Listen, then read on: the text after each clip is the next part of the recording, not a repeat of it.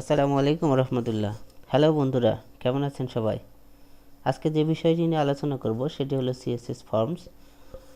মূলত এইচটিএমএল এর যে ফর্ম এলিমেন্টগুলো আছে এই কন্টেন্টগুলো বা এইচটিএমএল ফর্মের এই ইনপুট টাইপ বা ইনপুটগুলো আমরা কিভাবে কন্ট্রোল করতে পারি, এদের ডিজাইন, কালার, বর্ডার, এই বিষয়গুলো সিএসএস দিয়ে কীভাবে করবে এই বিষয়টা জানার জন্যই মূলত সিএসএস ফর্ম ইউজ করে থাকি। তো চলুন আমরা আজকে শুরু করি।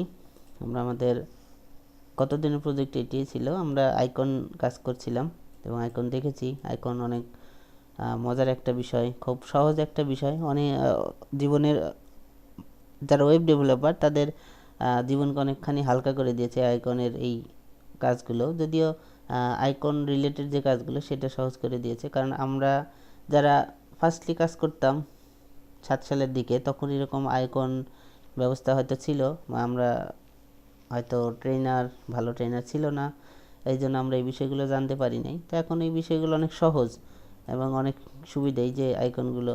তো যাই হোক, আজকের এই ক্লাস আমাদের এটা বিষয় না, আমাদের ফর্ম নিয়ে আমরা কাজ করব। তো আমরা এই যে বিষয়গুলো যেগুলো আছে এগুলোকে আমরা ক্লোজ করে দিচ্ছি। মেনুটা আমরা যেহেতু একটা করেছি, এইটাকে আমরা শুধু রিমুভ করে দিচ্ছি এইচটিএমএল পেজের ভিতরে। এবং সিএসএস থেকে আমরা এগুলো দরকার নেই, শুধুমাত্র আমাদের যে ক্লাসটি এবিসি ক্লাস, এই এবিসি ক্লাসটা এখানে থাকবে। আমরা বর্ডারটা আবার অ্যাক্টিভ করে দিচ্ছি, যেহেতু এটাকে আমরা কমেন্টস আকারে রেখে দিয়েছিলাম।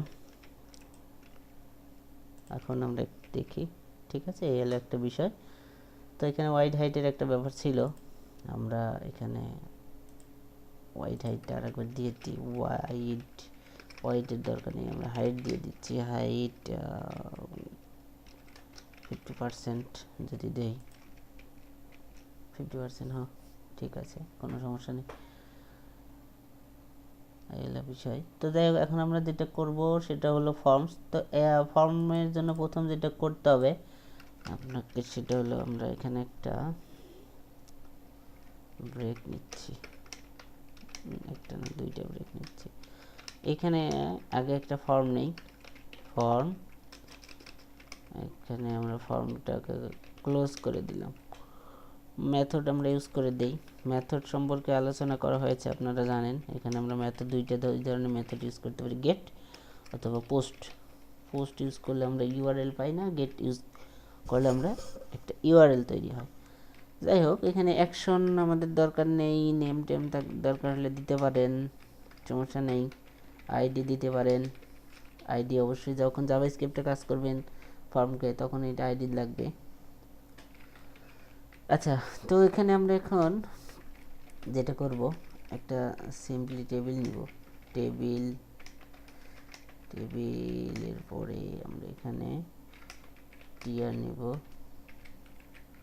এটাকে ক্লোজ টিয়ার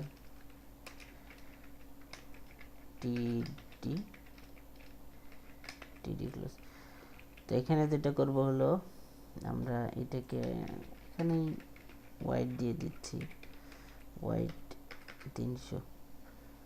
তো এখানে থাকবে, আমরা একটা কন্ট্যাক্ট ফর্ম সাপোজ করছি, কন্ট্যাক্ট ফর্ম নেম করলাম এবং এখানে একটা ফর্ম থাকবে, ইনপুট টাইপ, এটা ইউজ করে টেক্সট, এবং এখানে নেম দিতে হবে।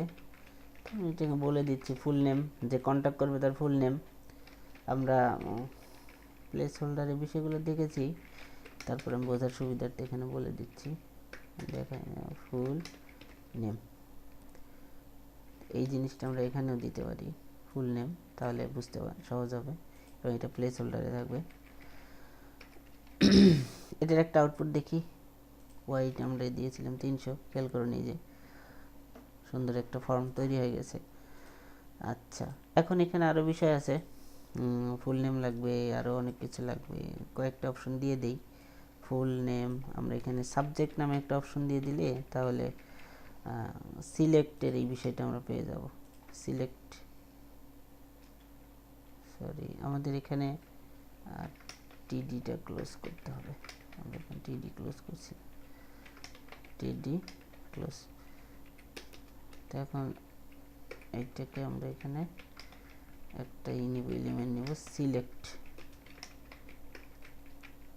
এবং এটাকে সিলেক্ট ক্লোজ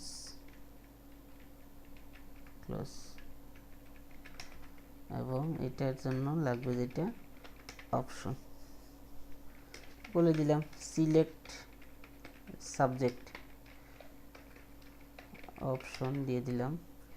এবং এখানে আরও কিছু অপশন আমরা এখানে অ্যাড করে দিব অপশন, এইভাবে কপি করি, সাবজেক্ট 1 2 3 এইভাবে দিতে পারি। সাবজেক্ট 1 আমরা এইভাবে বলে দিচ্ছি, আপনি আপনার মতো দিবেন বা ক্লায়েন্ট যেভাবে বলবে সেইভাবে অবশ্যই দিবেন। তাহলে বিষয়ের পরে আমরা এখানে আরেকটা অপশন দরকার হয়, যেটা হলো মেসেজ। ফাইনালি আমাদের একটা মেসেজ দরকার হবে, মেসেজ। তো এইটা এখন আর এটা ইনপুট দেওয়া হবে না, এটাকে আমাদেরকে এখন টেক্সট এরিয়া ইউজ করতে হবে। আপনারা জানেন আমরা টেক্সট এরিয়া কেন ইউজ করি, টেক্সট এরিয়া। তো এটা ডিটেলস লেখার জন্য অবশ্যই টেক্সট এরিয়ার দরকার হবে। দেখি কি হলো এখন, আরেকবার একটু দেখি, খেয়াল করুন এই যে একটা ফর্ম তৈরি হয়ে গেছে অলরেডি, এই যে সাবজেক্ট 1 2 3। এখন একটা আমাদের কি দরকার হবে, বাটন দরকার হবে। তো আমরা এখানে একটা এইটাকে কপি করছি, যেহেতু বাটন ইনপুট টাইপে, এখানে আমরা এটা দরকার নাই, আমরা এটা ফুল নেমটা মুছে দিলাম, ঠিক আছে। তো এখানে ইনপুট টাইপ আমরা কি করে দিব, বাটন করে দিতে পারি, সাবমিট করে দিতে পারি। সাবমিট করলে ভালো, ফর্মটা সাবমিট হবে, আর বাটন দিলে ফর্মটা সাবমিট হবে না।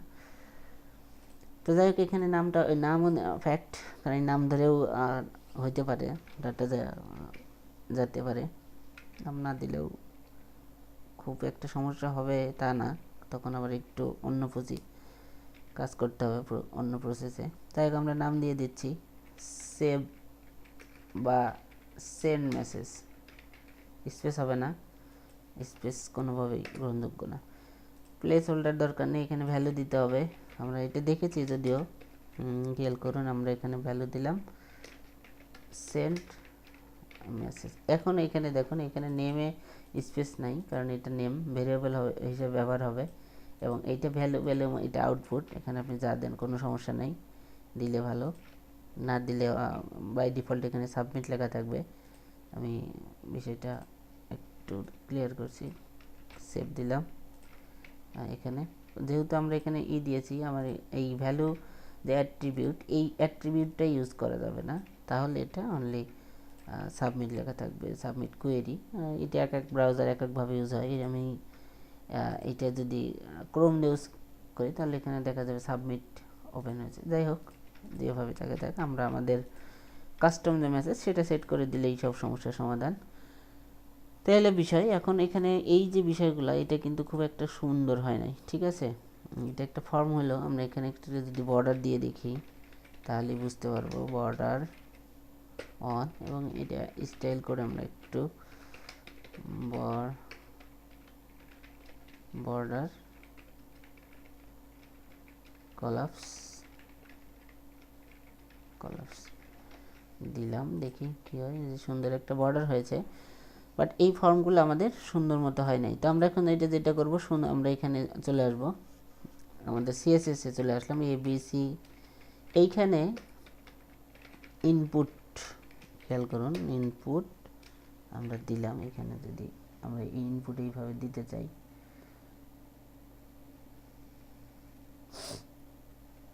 এখানে আমরা ওয়াইড দিয়ে দিলাম, ওয়াইড দেখুন আমরা 100% ওয়াইড দিয়ে দিলাম, ঠিক আছে।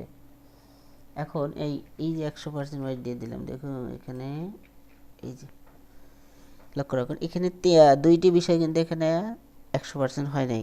কোনটা, এই যে এটা সিলেক্ট এবং এই যে টেক্সট এরিয়া, এই দুইটা। এইটা দেখুন আমরা বড় ছোট করতে পারছি, সমস্যা নেই, এটাকে কন্ট্রোল করা যাবে। তো এখন এটার জন্য যেটা করতে হবে, যেহেতু এটা ইনপুট, ঠিক আছে, এখন ইনপুট স্পেসিফিক ইনপুটকে আমরা যদি এখানে ধরে করি, আমাদের থার্ড ব্র্যাকেট ইউজ করতে হবে। দেখুন আমি এখানে টাইপ আমি এখানে বলে দিচ্ছি, ব্র্যাকেট দিলেও হয়, না দিলেও হবে।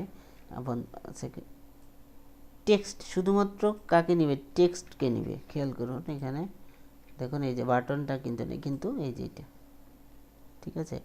তো আমি এই বর্ডারটা তুলে দিচ্ছি, বর্ডার আমার 0ই থাক বোঝার সুবিধার্থে, ক্লিয়ার ভালো লাগছে না। এখন যদি আমি এইটাকে আরেকটা কপি করি, ইনপুট টাইপ, এখানে ইনপুট টাইপ তখন আসবে না। আমরা যদি সিলেক্টকে এইভাবে কপি করি, সিলেক্ট কন্ট্রোল করতে চাই, দেখুন এই যে সিলেক্ট, এখানে আমরা হাইট টাইট দিয়ে দিতে পারবো, কোনো সমস্যা নাই। তেমনিভাবে এখানে আমরা টেক্সট এরিয়াকে ওইভাবে একইভাবে কাজ করব। টেক্সট এরিয়া দেখুন, ঠিক আছে। এরপরে বাটন, আমাদের বাটন ইনপুট টাইপ যে বাটন ছিল এখানে, এইটাকে আমরা কপি করতে পারি, যেহেতু এটাই হবে ইনপুট টাইপ। এখানে সাবমিট দিতে হবে, টাইপে সাবমিট, এই যে খেয়াল করুন এ হলো একটা বিষয়। এখানে বর্ডার কালার যে যেমন দিতে চাই সেইভাবে দিতে পারবে, কোনো সমস্যা নেই। বর্ডার যদি আমরা এখানে দিই 1px সলিড রেড বা অন্য যে কোনো কালার একটা দিয়ে দিলাম, এইটাই দিয়ে দিলাম। খেয়াল করুন অন্য একটা কালার, এই যে একটা বিষয় খুব সহজে, খুব বেশি একটা বোঝা যাচ্ছে না, এটাকে রেডই করে দিলাম, বর্ডার 1px সলিড রেড, ঠিক আছে। এটা শুধু এটার জন্য চেঞ্জ হয়েছে, বাকিটা যদি আমরা এখান থেকে চেঞ্জ করতে চাই কোনো সমস্যা নেই। একই জিনিসকে কপি করে নিলাম, এটাকেও এইভাবে এখানে অ্যাপ্লাই করে দিলাম সবগুলো টেক্সট এরিয়া। এখন এখানে দেখুন টেক্সট এরিয়াকে যদি এই যে বড় ছোট, আপনি যদি চান যে না এটাকে বড় ছোট করব না, তাহলে কি করতে হবে, আপনাকে রিসাইজটা রান করে, এই যে এইটা যদি উঠে যায় এখান থেকে, তাহলেই সমস্যার সমাধান। তো এখানে আমি যদি এখানে বলে দেই রিসাইজ নান, ঠিক আছে, রিসাইজ নান, দেখুন এটার বড় ছোট হবে না, আপনি যত চেষ্টাই করেন লাভ হবে না। তো এই হলো বিষয়, অনেকগুলো বিষয় আমরা দেখলাম। এখন এইটা তো নর্মালি দেখলাম, এখন যদি হোভার কাজ করতে যাই তাহলে কি করতে হবে, এই সেম এজ দেখে আমরা যদি এটাকে হোভার দিতে চাই, এটাকে একটু নিয়ে করলাম, এখানে হোভার ইউজ করতে হবে, ঠিক আছে। রেড আছে, আমরা এটাকে গ্রিন করে দিলাম, গ্রিন, এই উপরে এইটা গ্রিন হবে, যে দেখুন গ্রিন, ঠিক আছে। এরপরে আরেকটা বিষয় যে আমি যখন একে কার্সর ক্লিক করে রাখবো, দেখুন মানুষ চলে আসছে অন্য কালার, যদি এখানেও তাই চাই যে আমি মাউস রাখলে অন্য আর একটা কালার হবে, তাহলে আপনাকে যেটা করতে হবে সেটা হলো এখানে ফোকাস ইউজ করতে হবে, ফোকাস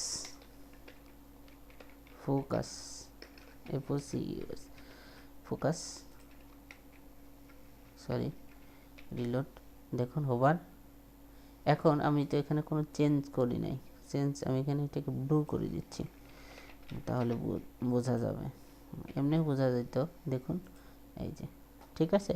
তো সবগুলোর ক্ষেত্রে এইভাবে একই কাজভাবে এইভাবে করা যাবে, এবং এটা ওয়াইড কম বেশি করা যাবে, হাইট কম বেশি করা যাবে। যখন আমরা করলাম দেখা যাবে এখানে যখন ফোকাস হবে তখন এটাকে আমরা হাইটটা বাড়াই দিলাম, হাইট আমরা এটা 40 পিক্সেল করে দিলাম, খেয়াল করুন এই যে, ঠিক আছে। অনেক মজার একটা বিষয়। তো এই হলো বিষয়, এগুলো আপনারা যেভাবে পারেন, এটা আরও যার ক্লায়েন্টের চাহিদা অনুযায়ী আপনাকে এটা দিতে হবে, এই হলো বিষয়। আর এখানে আরও অনেকগুলো বিষয় আছে, যেমন এখানে নাম্বারের বিষয় আছে। আপনারা শুধুমাত্র এখানে এই যে টেক্সট দিয়েছি, আমি এখানে টেক্সট দিয়েছি, আপনি চাইলে এখানে নাম্বার যদি আপনার নাম্বার ফরম্যাটকে চেঞ্জ করতে পারবেন, ডেট ফরম্যাট, টাইম ফরম্যাট, যা টাইপে ইকুয়াল টাইপ যা আছে আপনি এখানে দিলে, এবং এখানে যদি সিএসএস কন্ডিশন যা দিবেন এখানে অ্যাপ্লাই করা যাবে, ঠিক আছে। এই হলো বিষয়। আমি পুরো থিওরিটা আপনাকে দিলাম, এখন আপনি বাকি যেগুলো আছে সেগুলোকে আপনি অ্যাপ্লাই করতে পারবেন, এই মোটামুটি। তো যাই হোক আজকে এই পর্যন্তই। আর আরেকটা বিষয়, এখানে এই যে ব্যাকগ্রাউন্ড কালারগুলো চেঞ্জ করা যায়, আমরা একবার একটু দেখি ব্যাকগ্রাউন্ড আপনি যদি অন্য কোনো কালার দিতে চান, যেমন বাই ডিফল্ট এখানে কালার থাকে, কি কালার থাকে, এই যে সাদা কালার ছিল, এখন এটা কি হয়ে গেল, একটা অ্যাশ কালার আসলো। তো এইভাবে ব্যাকগ্রাউন্ড কালার, বর্ডার কালার সবই চেঞ্জ করা যায়। তো ঠিক আছে, আজকে এই পর্যন্তই। ধন্যবাদ সবাইকে। আসসালামু আলাইকুম ওয়া রাহমাতুল্লাহ।